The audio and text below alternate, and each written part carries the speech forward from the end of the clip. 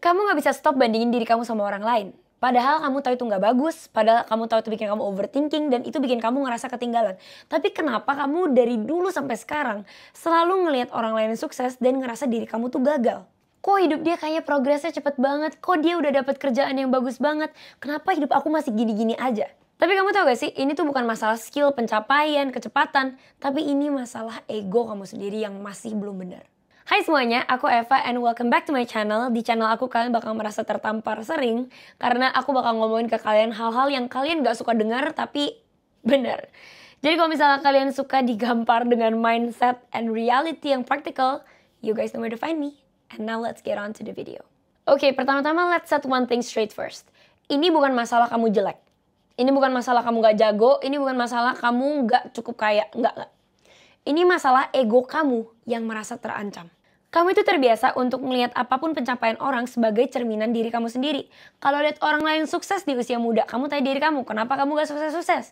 Kalau misalnya lihat orang lain cantik, berarti kamu jelek. Kalau misalnya lihat orang lain dapat kesempatan, kamu nanya diri sendiri, kenapa bukan aku? Kenapa dia yang dapat kesempatan? Nah, apakah aku yang kurang? Apakah aku yang salah? Listen to me. Orang yang ngebandingin itu, orang yang ngerasa kalau kesuksesan atau pencapaian orang lain, itu ada hubungannya dengan mereka sendiri. Jadi yang terjadi kalau misalnya kamu lihat orang lain menang, berarti kamu kalah. Padahal sebenarnya kalau pakai logika ya, kamu sendiri tahu kamu sama orang ini tuh tujuan hidupnya tuh juga udah beda banget. Dari backgroundnya, dari apa yang mereka pelajarin, dari masa mereka sekolah sampai kuliah, dari kesempatan-kesempatan yang pernah membentuk mereka. You know, everything has been different for them. So why should it be the same to you? Pandangan kamu sama kata sukses, cantik, banyak pencapaian, itu tuh kayak podium. Selama ini tuh kamu ngelihat harus ada rankingnya nih. 1, 2, 3 yang paling dan kamu gak bisa stop obsessing over the fact that you have to be the best. Pertama, kamu harus di-touch dulu sama perasaan bahwa kamu harus jadi lebih baik daripada orang-orang. Get it in your head that this is not a competition. Kalau kamu ngelihat segala hal itu kayak kompetisi, kamu akan terus-terusan kecewa. Karena apa? Ketika kamu udah menjadi lebih baik daripada orang yang kamu banding-bandingin ini, kamu akan ketemu orang baru yang lebih hebat lagi dan kamu akan menjadikan itu patokan lagi. And I've been there, okay? I've been there, apalagi di dunia content creation, di dunia bisnis, akan ada selalu orang-orang baru, orang-orang yang tiba-tiba ada masanya sendiri, yang tiba-tiba tuh dapat kesempatan yang di luar nalar.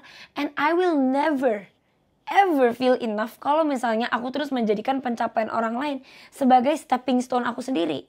Okay, this brings me to my second point.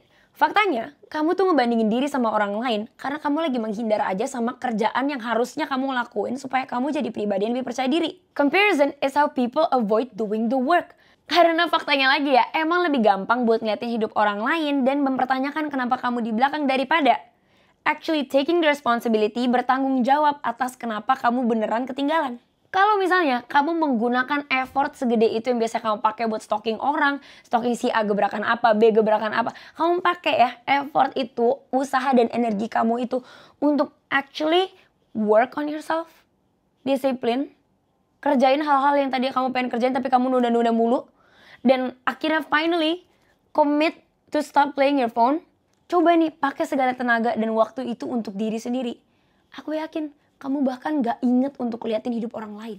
Aku tahu karena aku juga kayak gitu. Jauh lebih gampang buat liatin story orang lain, wih badannya bagus gitu. Terus kayak mempertanyakan kenapa badan mereka bisa sebagus itu dan merasa jelek tentang diri sendiri daripada aku pergi ke gym. Itu akan selalu jadi lebih gampang dibandingin kamu pakai celana olahraga, jaga makan, pergi keluar rumah untuk dapat keringet. Udah, itu akan jauh lebih gampang. Jadi aku minta kalian hafalin ini ya. Pakai energi yang kamu pakai buat iri untuk diri sendiri. Pakai energi yang kamu pakai buat iri untuk diri sendiri. Aku yakin kalau misalnya kamu repeat itu di dalam otak kamu setiap hari, hidup kamu bakal beda banget 90 hari dari sekarang. Okay, this brings me to my third point, di mana pertanyaan akan menjadi seperti ini.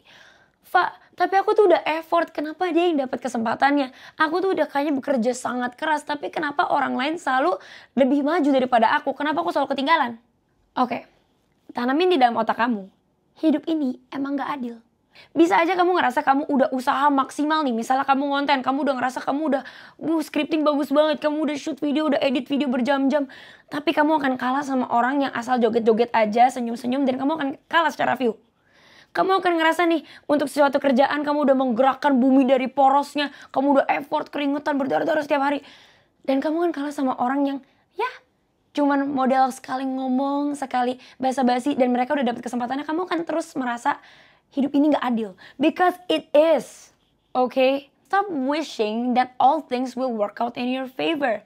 Tapi kalau kayak gitu, hasil gak pernah hianatin usaha tuh bohong dong. Secara aku ngerasa aku udah effort gede banget, tapi orang lain dapet kesempatannya. Iya oke, kamu bisa ngerasa kalau hasil gak pernah hianatin usaha itu adalah sebuah mitos dan kamu akan memilih untuk menjadi korban dan kamu akan stop putting in the effort, boleh aja, boleh. Tapi kenapa kamu gak coba mikir kalau bisa jadi nih, hasil yang kamu dapetin dari usaha itu bukan bentuk hasil yang tadinya kamu expect, tapi bentuknya tetap hasil. Contohnya gimana?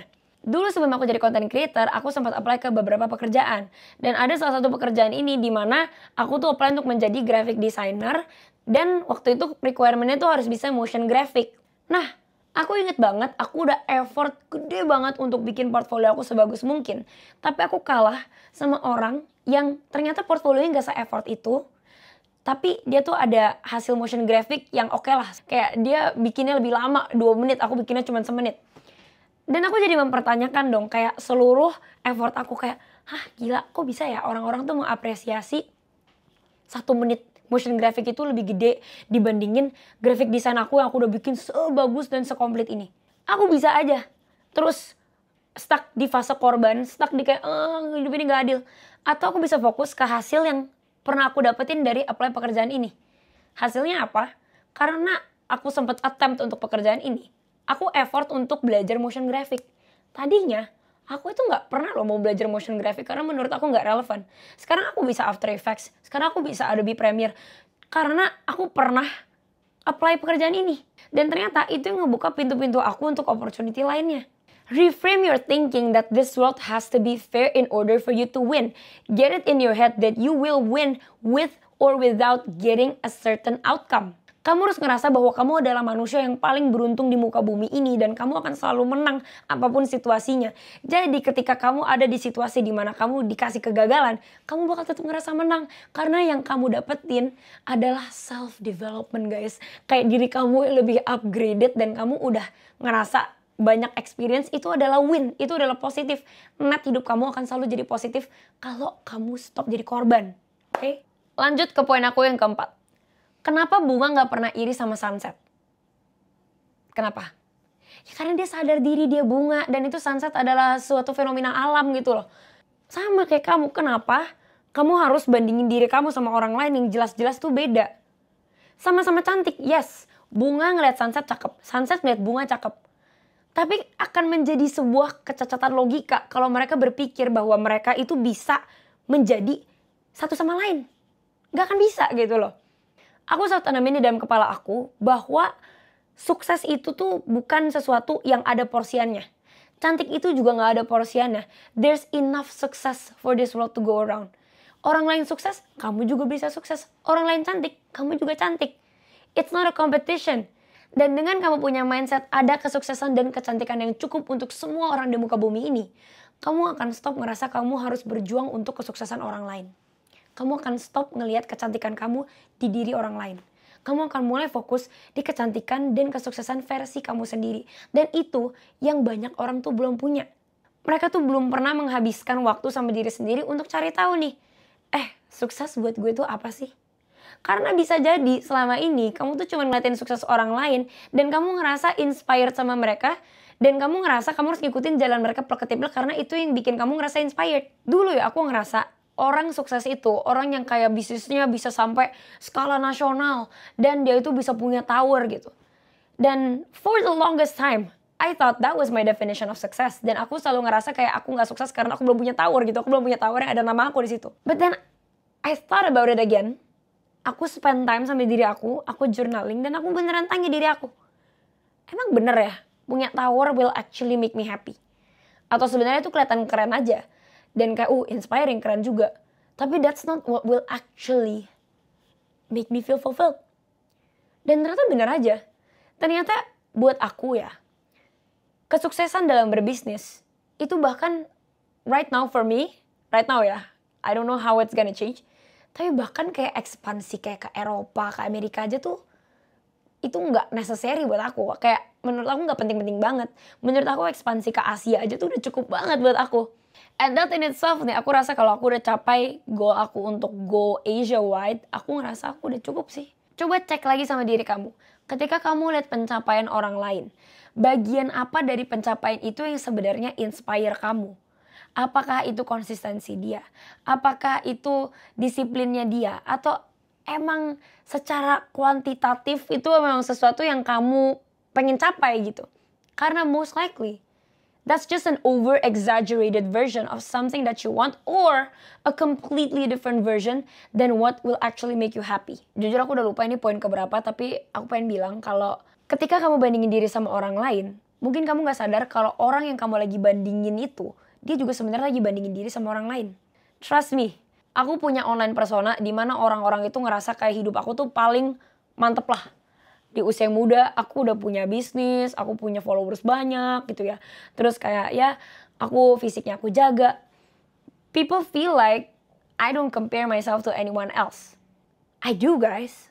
That's why aku bisa bikin video kayak gini. That's why video-video aku bisa menampar. That's why namanya tuh Eva Classroom. Karena ini adalah pertanyaan-pertanyaan dan dilema-dilema hidup yang aku sendiri tuh alamin. Dan ini adalah curahan hati dan otak aku sedalam-dalamnya.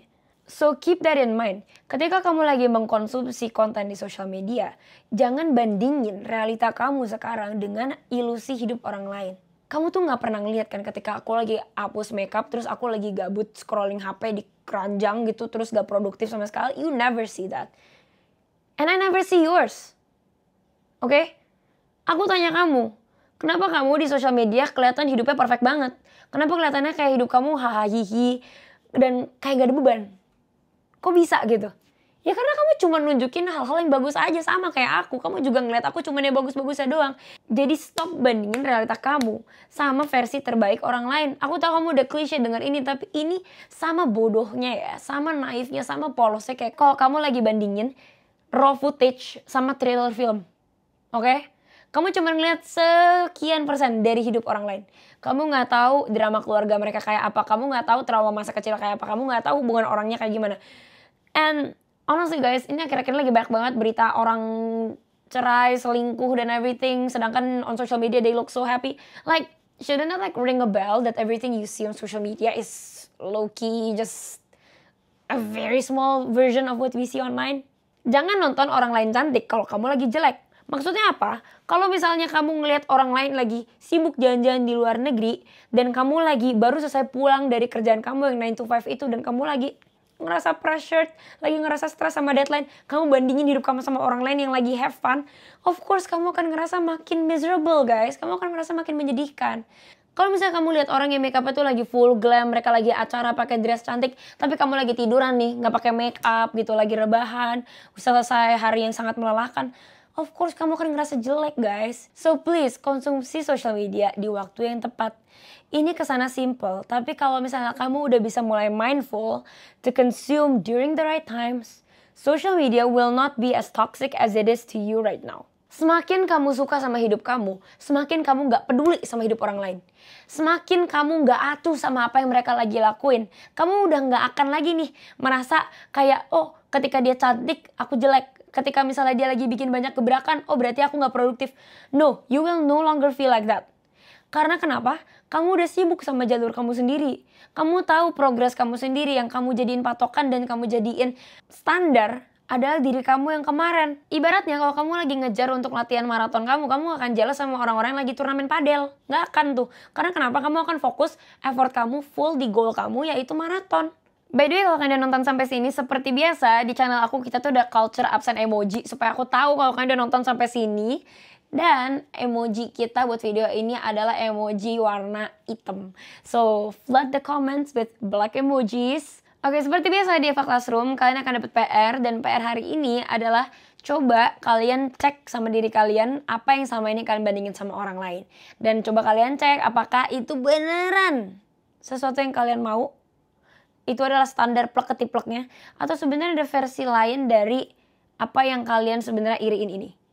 Karena, again, dari pengalaman aku biasanya beda sih guys. Dan ya, keep that in mind kalau tujuan kamu sama orang lain ini completely beda. And you are going to be just fine. Sekian video hari ini, thank you so much for joining me. Kalau misalkan ada topik-topik menarik seperti biasa, leave it in the comment section. Dan kalau kalian butuh teman untuk menggampar kalian dengan realita dan mindset yang praktikal seperti ini setiap hari, you know where to find me. Langsung aja klik subscribe, and I'll see you in the next video. Bukan ya? And I'll see you in the next class. Nah itu. Thank you.